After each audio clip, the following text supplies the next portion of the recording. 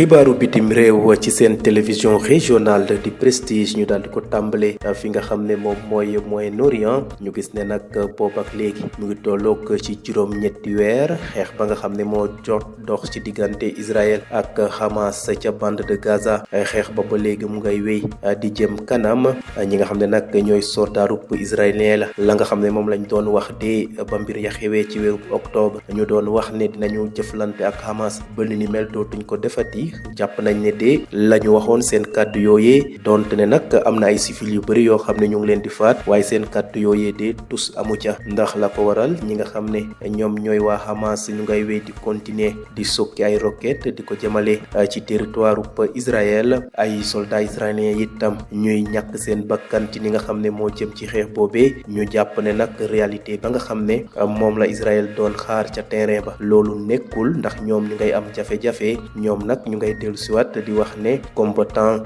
yu Hamas ya ñu nga daw daal di retranché wu ca ville bu ñuy wax Rafah loolu moo tax ñu bëgg a def assaut li nga xam ne mooy ville boobee waaye daal ci gàttal réalité bi ci terrain bi daal la ko Israël doon xaare loolu de amul la jóge fi nga xam ne mooy Moyen-Orient daal di dem ci Asie Pacifique kii di Vladimir Poutine di njiitu réew Russie daal dina amal tukkib nemmeeku tàmbale ko ci bésub alxames gi yemook fukki fan ak juróom-benn ci weerub mai ci nekk nag première visite officielle am bi nga xam ne mu ngi koy amal ginnaaw buñ ko falee ci weeru mars bi weesu ci li jëm ci seen élection présidentielle yi ñu gis ne nag lii de mooy ñaareelu bi yoon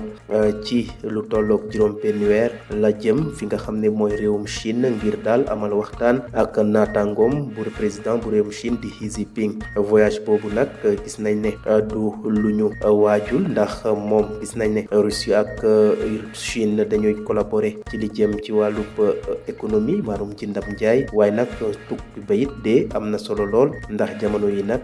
Russie mu ngay mëne xeex ba léegi fa nga xam ne moom mooy Ukraine te bëgg na nag ab ponkal bu toll ni Chine daal di ko bàyyee xel ci ni mel. jeexalee xibaaru bitim réew yi fa nga xam ne mooy pays des hommes intègres di Burkina Faso ministère bi nga xam ne nag moo yore wàllu administration bu territoire ak bu sécurité daal dina amal woote na daal jëmale ci ñi nga xam ne ñooy force vive ya ña nga xam ne ñooy yëngatu ci wàllu politique ak la ca aajo te bugg rek seen réew moomee daal di génn ci jafe-jafe yu ñu nekk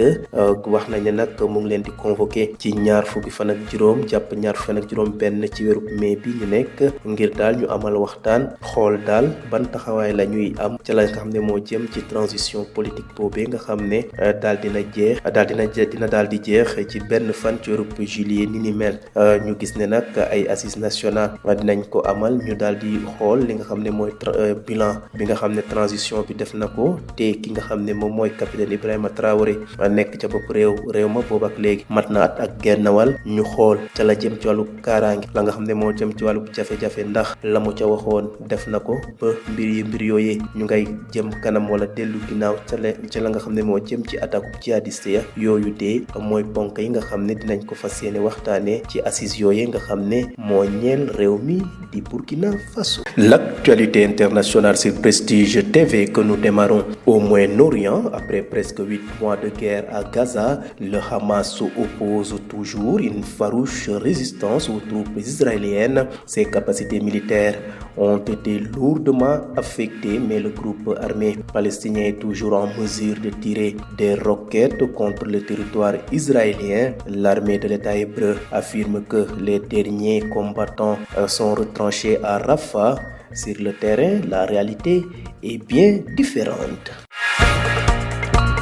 Quittons le Moyen-Orient pour l'Asie-Pacifique où Vladimir Poutine a entamé ce jeudi 16 mai sa première visite officielle depuis sa réélection en mars. Pour la deuxième fois en un peu plus de 6 mois, il se rend en Chine à la rencontre de son homologue Xi Jinping. Un voyage qui ne doit rien au hasard. La Russie et la Chine collaborent étroitement, notamment sur le volet économique, un enjeu crucial pour Moscou en pleine offensive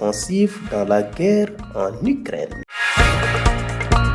Bouclons ce rapide survol de l'actualité internationale au pays des hommes intègres où le ministère de l'administration du territoire et de la sécurité a convoqué les forces vives de la nation pour les 25 et 26 mai 2024 afin de statuer sur la suite à donner au processus de transition politique censé prendre fin le 1er juillet 2024, des assises nationales qui feront un bilan de cette transition depuis la prise de pouvoir du capitaine Ibrahima Traoré il y a 1 an et demi.